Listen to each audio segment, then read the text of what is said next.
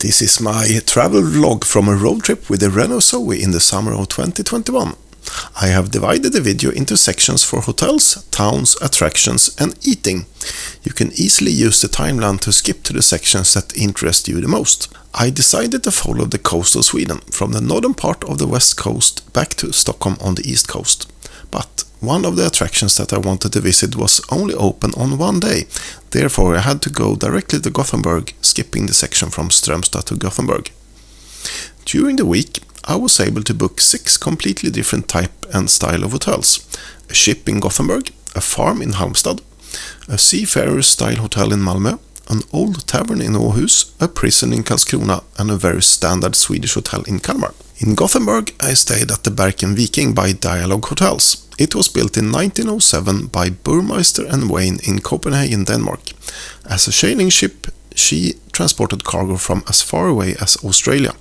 Since 1957, she is nowadays in Gothenburg as a hotel. Just checked into this lovely Barken Viking, the old ship, and I've got the corner room apparently. This is it. It's easy to understand. I'm in Wapnö Gård in Halmstad, southwest of Sweden, and this is a lovely place. This main building, which also houses the reception for the hotel and the restaurant, serves both their own meat, vegetables and also beer, which they have brewed locally here at the farm. Really lovely place.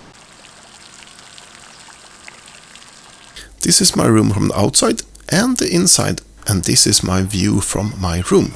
Over there is my hotel in Malmö, the Havshotellet, very close to Limhamn Marina. They offer 21 uniquely designed rooms. I got the SS Great Britain room. A really nice one, proper nautical theme. The beds from U-Beds was really nice, perhaps a little bit more options that one can manage. In Åhus I stayed at Åhus Gästgivaregård. The name Gästgiveri can be translated to a tavern, an inn or a public house. It dates back to 1737, so in just 16 years it can celebrate 300 years. This inner courtyard was covered over, so it was like being inside. The view from the breakfast buffet was really nice in the morning, looking out on the marina. Wow, what a lovely hotel room here in Åhus Gästgivaregård, with history from the 18th century, that is the 1700s. Lovely big bed over there, and the bathroom shower looks like this. Have a look at that lovely bath. In Karlskrona I stayed at Kronohäktet Hostel. It was previously a prison used by the military. You do sleep in a former prison cell, with the only exception that you choose when to exit. I stayed in room number 109. In Kalmar I stayed at Scandic Kalmar Väst. The Scandic hotels are usually situated near a major road. The same goes for this one. It is ideal if you only need to stay for a night and head for the road early the next day. Scandic hotels are usually 2 stories and fairly long corridors. A bit like an American motel. Don't expect a nice view from your room, but the rooms are nice, and so is the pool, breakfast and other things that make up a Scandic hotel. Well, good morning. Welcome to Gothenburg. Behind me over there is the Gothenburg Opera, and the other way around over there is a red and white building that looks like a lipstick. That's what it's called. And if you can look over there, there's a ship called Barken Viking, which is where I stayed last night. And now it's a lovely morning, and I'm out to do a walk and just take some pictures here in Gothenburg. The Maritiman Museum lets you visit old ships, both military and others. The museum is close to the Opera House, Lilla Bommen Marina and the Nordstan shopping center. While taking travel photos, the already known places are not that special. Instead, if you come across an unknown place, thing or happening, that is more fun to take photos and videos of, such as this sunken restaurant boat, this Royal Enfield motorcycle, and also this high-speed powerboat. Oh, good morning. Sunday, day 3 of my trip along the Swedish coastline from Gothenburg to Stockholm. And I'm in Varberg, and behind me over there is the Varberg spa, or the cold bathhouse, Kallbadhuset. And if you look the other way around, over there is Varbergs fortress, Varbergs fästning.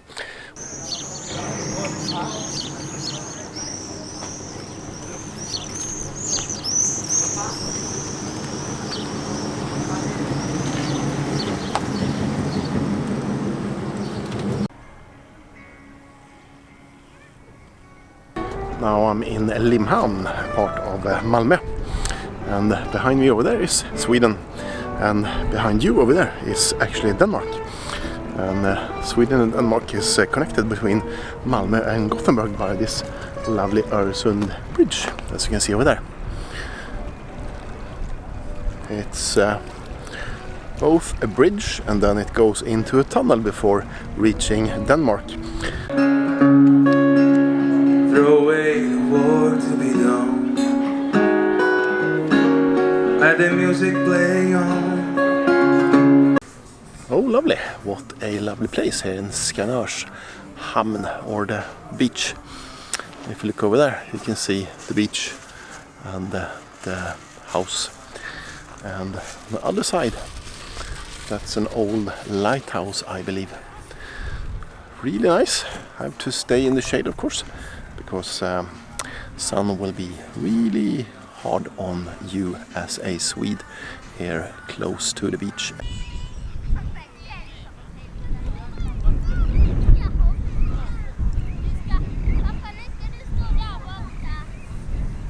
This is the medieval Åhus loop map. You can follow this path to see several sites of medieval Åhus. Åhus was a really nice little town, lots of lovely buildings to take photos of. I'm in the middle of Åhus, and if you haven't heard about it, Absolut Vodka, or the Absolut Vodka spirit, is from Sweden and Åhus.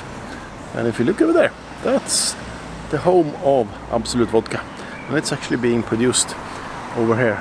Look behind me, there's a sign, the Absolut Company, Pernod Ricard. So this is where Absolut Vodka is being made. This is Sölvesborg, which I don't really know what it's famous for. I saw there was a castle over here, and also this crazy building. If you look at this, looks like some sort of a shopping center. I guess that's inspired by the 60s or the 70s, brutal or whatever it's called, that type of architecture. Over here looks like some sort of a square, central square perhaps, but since I need to wait for 1.5 hours for my car to be fully charged, it's a perfect time to experience Sölvesborg. And yes, most likely this is the central square. Have a look at this. Just like any other square in Sweden, I would say.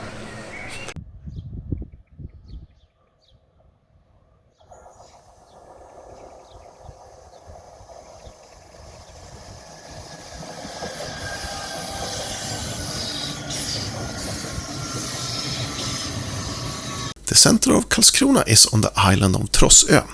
This town has got loads of history to tell. It is the home of the Swedish Coast Guard as well as a naval base.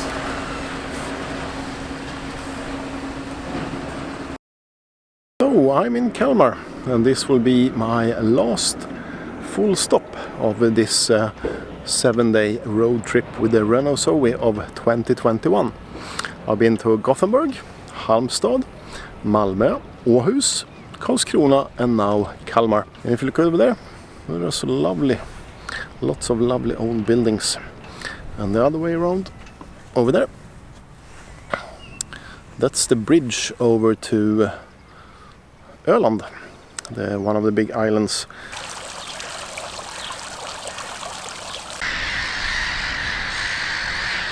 Kalmar has got several old lovely buildings and sites to take photos of. Kalmar has also a maritime academy. Söderköping is a very nice little town about 2.5 hours drive south of Stockholm. Varbergs fortress was unexpected. I looked for a charging station for a car and happened to find this fortress nearby. This place has been used since the 1200s. The Oscar II fort looks over the inlet to Gothenburg at the Göta river. The attraction is only open for visitors once a month.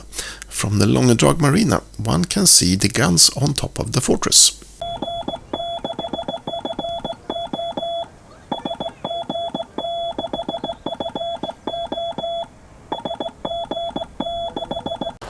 I'm at the World Heritage Site of Grimeton, the radio station, which is behind me over there.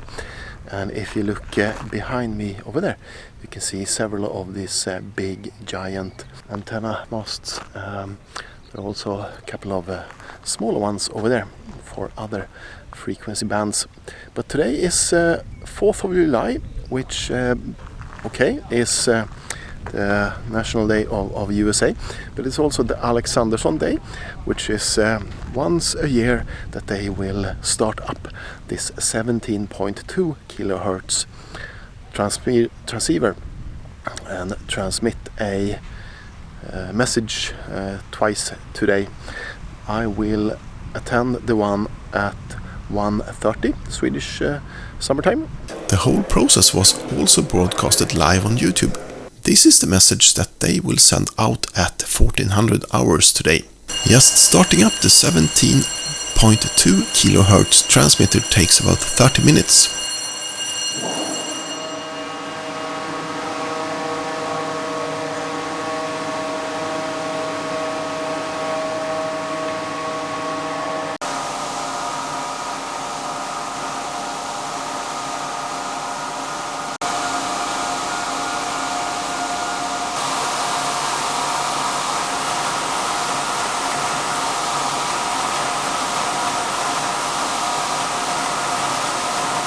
This is the person who actually did the CV transmission.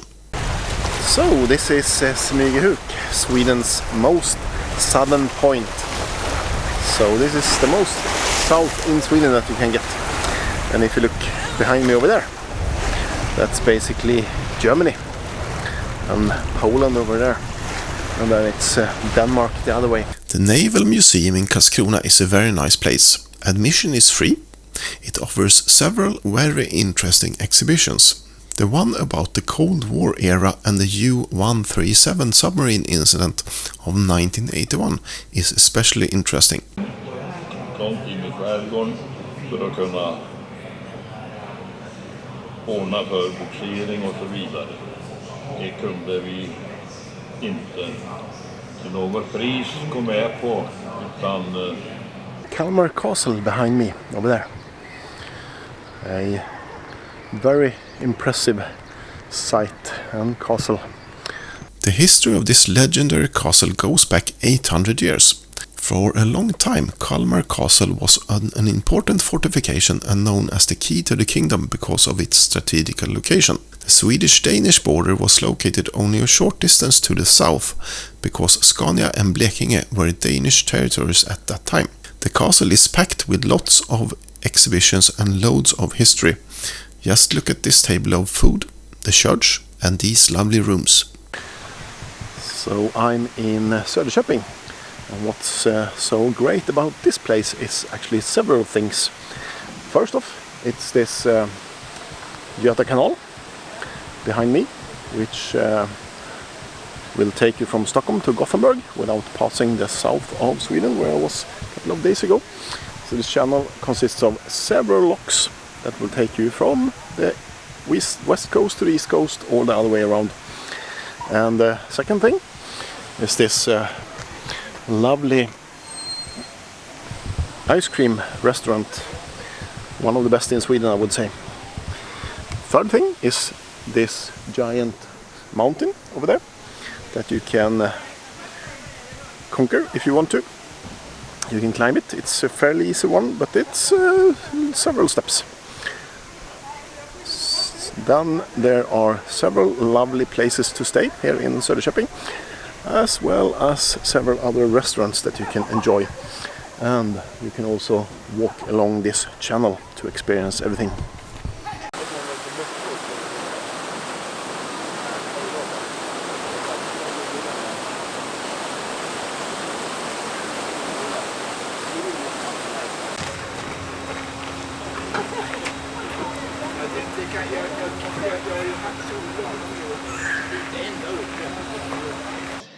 I'm now on the road, so heading for Gothenburg, and then I will follow the coast back to Stockholm again.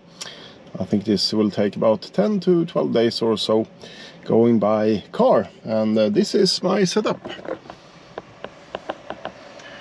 So that's the normal navigation. That's just a tablet, and this is my ham radio that I'm now QRV on. When traveling, I always take pictures of what I eat. Join me in showing you the different meals I had on this 1 week road trip. Hotel breakfasts are super nice, but can vary somewhat depending on the type of hotel I stayed at. Still, all of these are really nice.